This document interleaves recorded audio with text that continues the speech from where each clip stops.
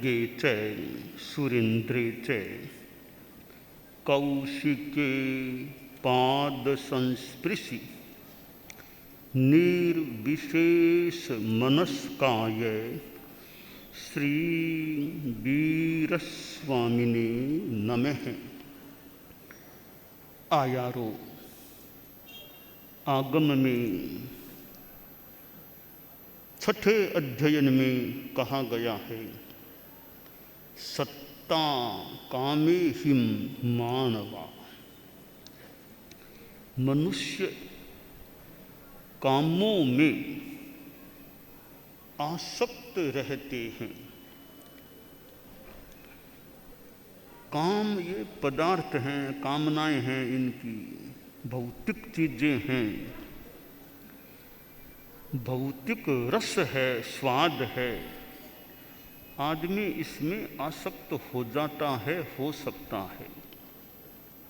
शब्द रूप गंध रस स्पर्श ये 5 भौतिक चीजें हैं। काम गुण काम हैं, काम भोग, इन पदार्थों में आदमी आसक्त हो जाता है और वह आसक्ति दुख का कारण बन जाती है। वह दुख भले मानसिक रूप में हो और भले शारीरिक रूप में हो। शारीरिक कष्टों का कारण भी आसक्ति बन सकती है। मानसिक संक्लेशों का हेतु भी आसक्ति बन सकती है। आदमी भोजन करता है, चिकित्सक के द्वारा जो निषिद्ध हैं, मिठाई मत खाना, तली चीज़ें मत खाना, ज़्यादा मिर्चियाँ मत खाना, परंतु उनमें स्वाद आता है, आकर्षण है, आसक्ति है। इसलिए चिकित्सक ने निषेध कर दिया तो भी आदमी खा लेता है। परिवार के लोग मनाही करते हैं मधुरता के साथ तो भी आदमी खा लेता है, वो चीज़ पी लेता है। अब यहाँ आसक्ति के कारण वह खाता पीता है। हो जाए शरीर में फिर कुछ गड़बड़ भी किसी के हो जाए तो गड़बड़ का कारण हम देखें, वो आसक्ति जो खान पान के प्रति है, वो उस गड़बड़ का कारण निमित्त उपादान किसी रूप में बन सकती है। आसक्ति है वो तो मूल, बहुत मूल है दुख का। कामानुविद्धि प्रभवम खुद दुखम। ये कामों के प्रति, पदार्थों के प्रति अनुवृद्धि है, वो दुख का ये कारण है। सब्बस्य लोकस्य सदैव गस्य जम कायम मानसियम च किंची तत्संतगम गच्छई वीयरागो। कई देवों तक भी यह आसक्ति है, वो दुख का कारण बनती है। कायिक हो मानसिक हो, दुखों का कारण आसक्ति। तो हम अपने जीवन में आसक्ति को कम करने का, छोड़ने का प्रयास करें। अनासक्त भाव में रहें। कर्तव्य का निर्वाह करना है, पर अटैचमेंट, मोह, आसक्ति नहीं। और पदार्थों में आसक्ति करनी भी क्यों चाहिए? उनका तो आवश्यकतानुसार उपयोग करना पड़ सकता है। आसक्ति किस बात की करें, क्यों करें? भूख है तो ठीक है, भोजन लेना है। प्यास लगी है तो ठीक है, पानी पीना है, शिकंजी कुछ पीना है, लेना है। सर्दी लग रही है तो कपड़ा ओढ़ना है। तो ऐसे हमें पदार्थों का उपयोग तो मान लें करना होता है, पर आसक्ति हम क्यों करें? वो तो बेकार की चीज़ है, मोटा मोटी आसक्ति क्यों? उपयोग की तो ना नहीं है, उपयोग करते हैं, पर आसक्ति क्यों करें? आसक्ति अलग चीज है और उपयोग करना अलग चीज है। हम उपयोग पर ध्यान दे लें कि जितनी आवश्यकता है उसके अनुसार हमें उपयोग करना है। वांट और नीड, नीड कितनी है और ये आसक्ति वाली वांट कितनी है कि मेरा काम चल रहा है इतनी चीज़ों से, फिर और वांट क्यों बढ़ाऊं, वो बढ़िया चाहिए, बस मेरा काम आराम से चल रहा है। फिर नई नई चीज़ें, बढ़िया बढ़िया चीज़ें खरीदने का मनोभाव क्यों हो। तो आवश्यकता, नीड एंड वांट, या वांट आसक्ति से जुड़ी हुई है और नीड उपयोगिता से जुड़ी हुई चीज़ मान सकते हैं। तो जहाँ यह भेदरेखा हम स्पष्ट कर लें, नीड एंड वांट, नीड अलग है, वांट अलग है, तो नीड के अनुसार उसकी पूर्ति भले करें, ज़रूरत है वो चीज़ चाहिए। अब ज़रूरत तो नहीं है पर आकर्षण है, वांट है, इच्छा और बढ़िया, वो चाहिए वो चाहिए। तो साधना के क्षेत्र में और व्यवहार के क्षेत्र में भी आदमी इच्छाओं का परिसीमन रखे। आवश्यकताओं की पूर्ति करनी हो सकती है। यह आसक्ति, स्वाद रस में आसक्ति, एक विद्याधर विमान में जा रहा था और भी व्यक्ति साथ में था जो भी, तो आगे विमान चलता जा रहा था तो विद्याधर चला रहा था। तो सहवर्ती ने कहा कि देखिए ये बाहर हमारे बहुत पास में एक पेड़ है, इस पेड़ से एक आदमी लटका हुआ है, इसकी हमें हेल्प, सहायता करनी चाहिए। यह चाहे तो हम विमान में बिठा लें, जहाँ कहे वहाँ इसको छोड़ दें, बेचारा कहीं गिर जाएगा, हम इसकी सुरक्षा रूप सहायता करें। अच्छी बात है, विद्याधर को भी लगा अच्छा सुझाव है, किसी की मदद करना हमारा एक लौकिक कर्तव्य भी, एक मानसिक कह दें, एक करुणा का भाव भी, किसी का सहयोग करें, आदमी आदमी के काम आ सकता है। तो ये सहायता करने, दया अनुकंपा की भावना, तो विमान को निकट ले गया उस लटकते हुए आदमी के, कहा भैया इस विमान में बैठ जाओ, वरना कहीं तुम गिर जाओगे तो खतरा है, तुम जहाँ कहो वहाँ हम तुमको बोलो छोड़ दें। तो वह आदमी कहता है हाँ विमान में तो आना ठीक ही है, थोड़ी देर आप वेट करो।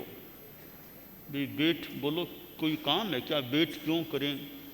तो देखिए ऊपर से वो मधु बूंद, मधु शहद की बूंद थोड़ी थोड़ी देर में गिर गई है, तो वो बूंद अब गिरने वाली, थोड़ा वो मेरे मुंह में आ जाए, उसका स्वाद ले लूं, बाद में विमान में बैठूंगा। कुछ सेकंडों के बाद वो बूंद गिर गई मुंह में, कहा अब आ जाओ। नहीं एक बूंद और आने दो, एक बूंद, यूँ कई देर होगी, और आने दो और आने दो, विमान में बैठा नहीं। तब विमान वासियों ने सोचा यह आना मुश्किल है, हमने कहा भी तुम जरूर आ जाओ, देरी मत करो, कहीं गिर जाओ, करना थोड़ा और बूंद आने दो और मुंह में शहद की मधु की बूंद आ जाए। आखिर वो आया नहीं। विद्याधर वो अपने विमान को लेकर आगे चले गए। अब वो आदमी जिस पेड़ की जिस शाखा को पकड़े हुए था, उस शाखा पर दो चूहे भी थे, एक काला चूहा था, एक धोला सफेद चूहा था। वे चूहे उस शाखा को यूं काट रहे थे, मुंह से दांत काट रहे थे, थोड़ी कट चुकी, आधी पड़दी बाकी थी, वो दोनों लगे थे उस शाखा को काटने। और जहाँ वो लटका हुआ था उसके नीचे एक कुआं भी था, सूखा सा, कुआं मतलब कोई कुंड सा, गड्ढा सा था, और उसमें चार अजगर थे, मोटे मोटे अजगर पड़े थे। अब वो धोला सफ़ेद और काला चूहा काटते गए, आखिर वह शाखा टूटी, वह आदमी उस भयंकर गड्ढे में कह दो, कुएं में कह दो, गिरा, और वे अजगर थे ही उस आदमी को खाने लग गए। अब विद्याधर ने कितना कहा, उन लोगों ने आ जाओ, पर वो आसक्ति, मधु बूंद में आसक्ति, नहीं आया, गिरा, अजगरों का भक्ष्य बन गया। यह एक दृष्टांत है, इसका दाष्टांतिक हो सकता है। इस प्रकार कर सकते हैं कि ये विद्याधर कौन है? ये धर्म गुरु हैं, हमारे साधु संत हैं। वे गृहस्थों से कहते हैं, भाई हमारे पास ये विमान है, धर्म का विमान है, आओ इसमें बैठ जाओ, पार लगा दें। तो आदमी गृहस्थ कहता है, महाराज जी अच्छी बात है, आपकी विमान में बिठाने की अच्छी बात है, अच्छी भावना है, हमें तो ये विषयों में, भोगों में बहुत रस, थोड़ा रस ले लें, थोड़ा और गार्हस्थ्य का रस ले लें, बाद में देखते हैं, बाद में देखते हैं। वो तो अभी रस लेने में लगे हैं गृहस्थ लोग जो भी हैं। इधर वो शाखा को पकड़े हुए, वो शाखा क्या आयुष्य क्रम है, वो शाखा है, उसको काट रहे कौन है? सफ़ेद और काला चूहा। सफ़ेद चूहा दिन, काला चूहा रात, दिन रात बीत रहे हैं, और आयुष्य की वह शाखा कटती जा रही है, कटती जा रही है। एक समय आएगा पूरी कट जाएगी और आदमी अवसान को प्राप्त हो जाएगा। फिर वो जीव कहाँ जाएगा? ये चार गत्यात्मक संसार है, ये चार अजगर हैं, वे चार गतियाँ हैं, नरक गति, त्रियंच गति, मनुष्य गति, देव गति। इन अजगरों के मुंह में आता है, फिर वो जीव मनुष्य जीवन खो दिया, अब फिर वो भ्रमण करता है। तो ये मधु बिंदु की जो बात है कि ये आसक्ति है, कामों में आसक्ति, भोगों में आसक्ति, शब्द रूप गंध रस और स्पर्श में आसक्ति है, तो आदमी भव भ्रमण में भटक सकता है। यह जन्म, वो पता नहीं किस किस योनि में जन्म लेना पड़ जाए। हम मानो भाग्यशाली होंगे या हैं कि मानव जीवन अभी हमें प्राप्त हो गया, और ये मानव जीवन वो उस शाखा के समान है, पेड़ की शाखा, दिन रात दिन रात दिन रात ये चूहे हैं, उस शाखा को काट रहे हैं। और एक दिन ये दुनिया का नियम है कि आदमी अवसान को प्राप्त हो जाता है। कितना ही बड़ा आदमी हो, कितना ही बड़ा सत्ताधीश चक्रवर्ती, इस आसातना न हो तो भगवान महावीर स्वामी जैसे भी, उनका भी एक दिन आयुष्य पूरा हो गया। आचार्य भिक्षु, और तो क्या हमारे देखने में आचार्य श्री तुलसी, आचार्य श्री महाप्रज्ञ जी हमारे देखने में विदा हो गए, मानो अलविदा कह गए। यानी बड़े आदमी हैं चाहे छोटा आदमी है, ये चूहे लगे हुए हैं आयुष्य की शाखा को काटने में। तो विद्याधर ये धर्म गुरु कहते हैं, भाई आओ हमारे धर्म के विमान में बैठो, संयम करो, त्याग करो, हम पार लगाने का, कहीं पहुंचाने का प्रयास करें। इसलिए जो कहा गया, प्रतिनिधि आप प्रथम पद का हो, आरन पार गुणारो, प्रतिनिधि आप प्रथम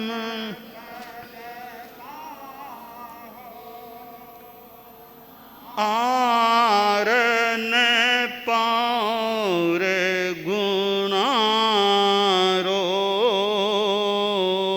करुण पुकार सुनो सानुग्रह, करुण पुकार सुनो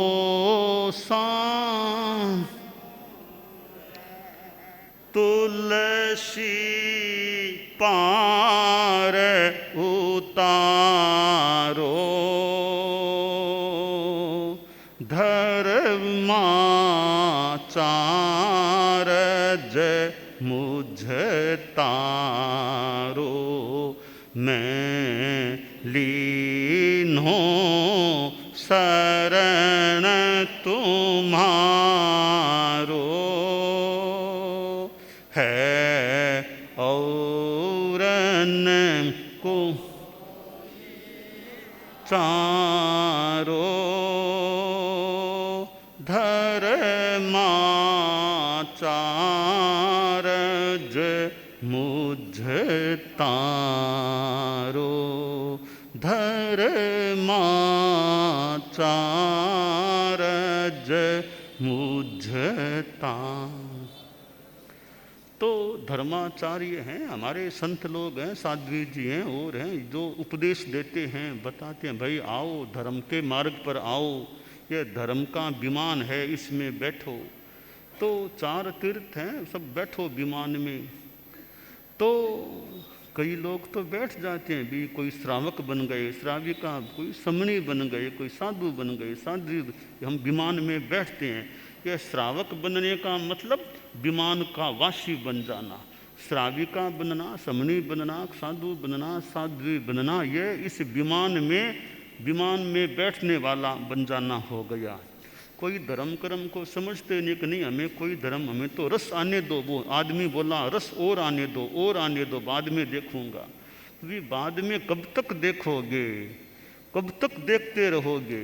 ये चूहे लगे हुए हैं इस शाखा को काटने में, इस पर जरा ध्यान दो, कहीं शाखा पूरी कट न जाए, इससे पहले पहले जल्दी विमान में आ जाओ।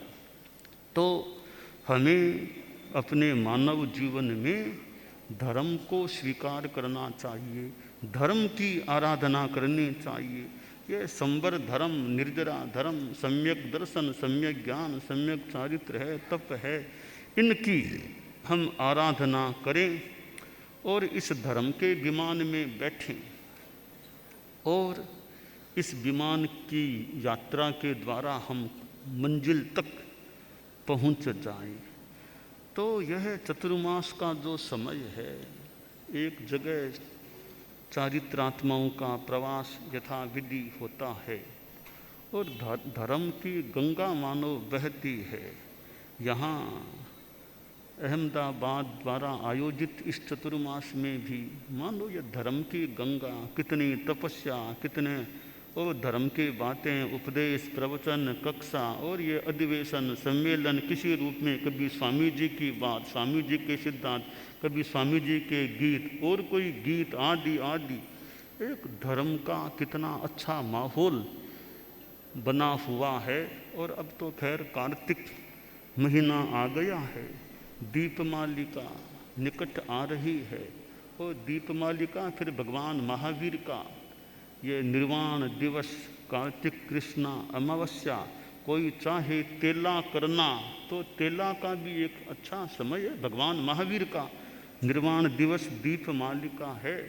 तो ये त्रयोदशी, चतुर्दशी, अमावस्या 3 दिन कोई चाहे तो भले तेला करे, दीपावली का अच्छा एक तेला हो जाए, भगवान महावीर निर्वाण दिवस का तेला, धनतेरस और सब 3 दिन तपस्या साधना में लगे और भगवान महावीर का जप कर सकते हैं। लोगुत्तमे समणेनाय पुत्ते, लोगुत्तमे समणेनाय पुत्ते, वो सीधा जप करना हो, महावीर स्वामी केवल ज्ञानी गौतम स्वामी चौनानी। रात को अमावस्या के रात को 12 बजे के बाद जाप करना हो, महावीर पहुँचे निर्वाण, गौतम पाए केवल ज्ञान। तो 3 दिन जो दीपावली के ये हैं, इनमें यह अपनी तेले की तपस्या, साधना, आराधना, जप, स्वाध्याय कोई जैसे अनुकूलता हो की जा सकती है। और फिर तो कार्तिक महीना में कार्तिक शुक्ला द्वितीया को तो गुरुदेव तुलसी का जन्म दिवस है, अनुव्रत दिवस है। और फिर आगे आचार्य महाप्रज्ञ जी का वो महाप्रज्ञ अलंकरण का जीवन विज्ञान दिवस है। और फिर आखिर मृगशय कृष्णा एकम को चतुर्मास की संपन्नता होने पर चारित्रात्माओं का यहाँ से आगे प्रस्थान है, बिहार है। फिर पौष कृष्णा पंचमी आ रही है, गुरुदेव तुलसी के दीक्षा के 100 वर्ष पौष कृष्णा पंचमी आने वाली को हो रहे हैं।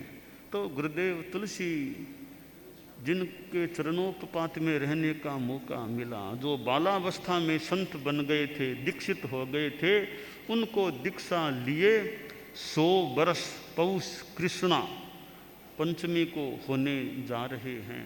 तो ऐसे प्रसंग काल में हमारे पास चतुर्मास में एक बाद में भी ऐसे आते रहते हैं। पौष कृष्णा, फिर आगे आती है दशमी, और इधर भगवान पार्श्व से जुड़ा हुआ। यूँ बरस में कितने दिन आते हैं तीर्थंकरों के कल्याण से जुड़े हुए, हमारे धर्म संघ से जुड़े हुए, ऐसे और भगवती संवत्सरी जैसे पूरे वर्ष में ये कई दिन आते हैं जो धर्म से जुड़े हुए। भगवान महावीर की महावीर जयंती, अक्षय तृतीया, ऐसे आचार्यों के महाप्रयाण दिवस आदि, पदारोहण दिवस, तो ये दिन भी हमारी विकास की यात्रा में एक प्रेरणा देने वाले, सहयोग देने वाले बने। अध्यात्म की यात्रा में हमें आगे बढ़ाने वाले बने। पर्युषण जैसा समय होता है, कितना धर्ममय समय होता है, उसका भी हम अच्छा उपयोग करें। यूँ पूरे वर्ष में चतुर्मास के बाद साधु साधियों के लिए ये बिहार का दरवाज़ा खुल जाता है। भले जैसे निर्देश इंगित आराम से बिहार करो। चतुर्मास में मोटा मोटी प्राय बिहार का दरवाज़ा बंद रहता है। एकम आ गई, वो दरवाज़ा फाटक खुल गया, अब आराम से क्षेत्र से बाहर जा सकते हैं, यात्रा कर सकते हैं। तो यह यात्रा भी परोपकारिणी बन सकती है। एक जगह रहने का अपना महत्व है और यात्रा का अपना महत्व है। हमारी समणियाँ भी जाती है देश विदेश और कहीं बाहर, वे अपने ढंग से धर्म प्रचार का काम कर सकती है। साधु साधियाँ अपने ढंग से कर सकते हैं। जिसको जो विधा प्राप्त है उसमें यथा योग्य धर्म प्रसार का काम जो किया जा सके, खुद की साधना और धर्म प्रसार का कार्य वो करने का हमें यथा योग्य प्रयास करना चाहिए। तो आयारों में जो कहा गया है, सत्ता कामे हिम मानवा, ये मनुष्य कामनाओं में आसक्त होते हैं, कामों में आसक्त होते हैं। हमारी आसक्ति न हो, कम हो, आसक्ति का अल्पीकरण हो कि वांट और नीड कितनी है, वांट आसक्ति वो कितनी, इच्छा कितनी है। तो ये दो हम खांचे सामने भी, ये नीड की चीज़ है, ये वांट की चीज़ है। तो वांट को हम अल्पीकृत करने का प्रयास करें। नीड की तो मान लो पूर्ति करनी हो सकती है। तो ये आसक्ति का धागा हमारा टूटे और हम अनासक्त भाव में ज़्यादा रहें, चित्त में समाधि रहे, चित्त में प्रसन्नता रहे। आज साध्वी वरिया का भी दीक्षा, और भी कई चारित्रात्माओं का है, साध्वी वरिया का भी आज दीक्षा दिवस है। 13 वर्ष साध्वी दीक्षा हुए संपन्न हो गए हैं। तो अच्छा है, 13 का आंकड़ा, 13 के अंक आ गए, 13 वर्ष पूरे हो गए। 13 पंथ की साध्वी प्रमुख साध्वी वरिया है, तो 13 का आंकड़ा है। तो संयम पर्याय खूब अच्छा निर्मल रहे। जितना हमारा संयम में स्वच्छता, निर्मलता, पवित्रता रह सके, महाव्रतों में जागरूकता, समिति गुप्ती में जागरूकता, स्वाध्याय आदि का जितना समय मिले, सिंचन स्वाध्याय के जल के द्वारा संयम रूपी वृक्ष को जितना सिंचन दिया जा सके, स्वाध्याय है, ध्यान है, अनुप्रेक्षा है, चिंतन है, सेवा है। तो साध्वी वरिया भी खूब अच्छी संयम की साधना करें, दूसरों को भी सहयोग देने का प्रयास करें। और भी साध्वियाँ और मुनि जी भी दीक्षित हैं आज के दिन, सभी खूब संयम की साधना आराधना अच्छे ढंग से करते रहें, यह काम्य है।